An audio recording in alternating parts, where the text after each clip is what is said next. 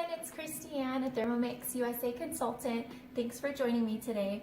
I'm going to show you the pre-clean function on the Thermomix TM6. I just got done making a delicious quiche.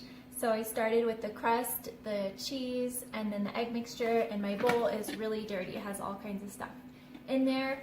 So I'm going to show you how the Thermomix can clean itself. Alright, so I've gone ahead and filled it with about a third, maybe a half full of water and a couple drops of dish soap. So I'm going to go ahead and set my bowl in here and select the pre-clean function on the screen. Alright, we've got our lid on and we're ready to start cleaning. So all you have to do is turn the knob to the right when it's in the pre-clean mode.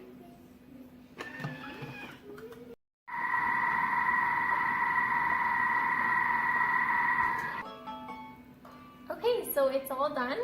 Let's take a look. Some soapy water and it's nice and clean. So all you have to do is rinse this out and you have a clean mixing bowl for your next recipe. Thank you guys for joining me today. If you have any questions, feel free to send me a direct message.